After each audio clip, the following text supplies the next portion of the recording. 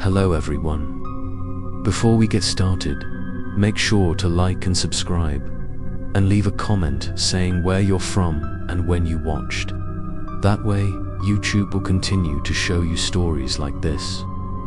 Now, let's get started. The night finally came. Since the afternoon, the sky had been dark, as if even nature knew what was coming. Michael and I prepared everything: white candles, salt, holy water, and the small cross that the priest had given us. I put on a thick coat, but still felt the cold creeping into my veins. Cold not only from the weather, but also from the fear that was eating away at my mind.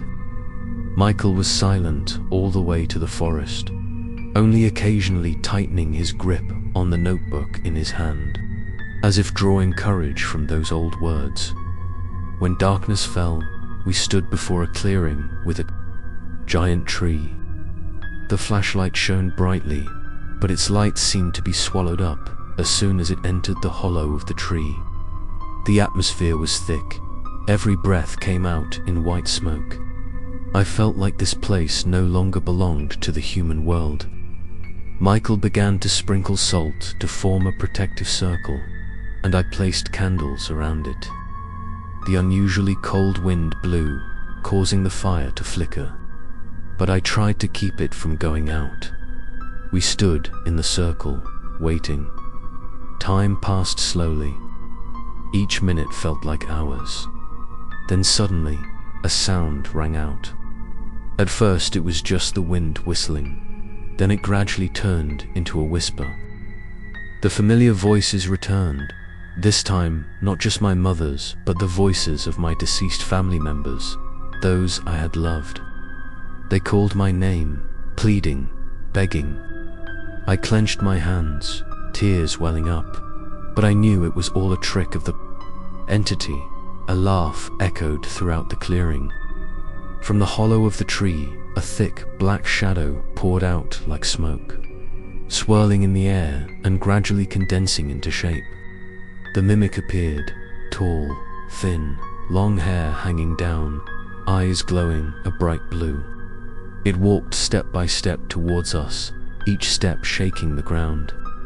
The overlapping voices rang out, screaming, laughing, and then whispering sentences that drove the listener crazy. Michael raised the cross high, his voice resounding as he recited the prayer. The candle around us flared up brightly, creating a circle of light that separated us. The copycat screamed, rushed forward, but was blocked. It clawed at the space, its long fingers leaving tear marks in the air. I watched the scene, my whole body trembling, but in my heart arose a faint hope that we could succeed. However, it did not give up easily.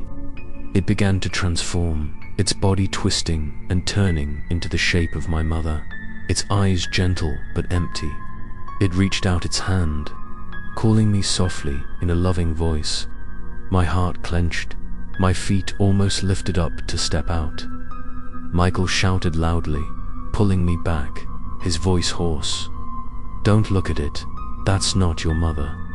I bit my lip until it bled, trying to pin myself within the circle. The copycat transformed again, this time into myself. Another David. The same face, but with a lingering, twisted smile. It spoke, a voice that was terrifyingly similar to mine, repeating the same desperate whispers. I was stunned, my mind spinning, not knowing what was real and what was unreal. Michael continued to chant, his voice hoarse but powerful, each word tearing through the night. The entity screamed violently, the scream shaking the forest. The treetops shook, leaves falling in a storm. The candles around us swayed violently, some went out. The protective circle gradually weakened. I saw its eyes flash, filled with ferocity, as if it was just waiting for the right moment to break the circle and rush in. In that moment of life and death, I remembered the priest's words, "Only by facing the tree, with steadfast faith, would we have a chance? I shouted, gathered all my courage, grabbed the bottle of holy water and threw it straight at the glowing eye socket. A loud roar, shaking the ground. The entire giant tree groaned as if it was about to split. The copycat twitched, its shape constantly, changing between dozens of familiar faces, then gradually disappeared in a stream of black smoke. The darkness swirled, retreating into the hollow of the tree, leaving a cold, empty space. I fell to my knees, gasping for breath, my whole body exhausted. Michael also sat down, his face pale but his eyes shining with hope. But when I thought everything was over, a soft whisper rang out from the hollow of the tree, small but clear. "You are not free yet." I raised my head, looked into the deep darkness, my heart clenched again. I understood that we had only weakened it, not really ended it, and what was more terrifying was that it had promised to return. Stay tuned for the next episode to see if Michael and I find a way to permanently seal this ancient entity away.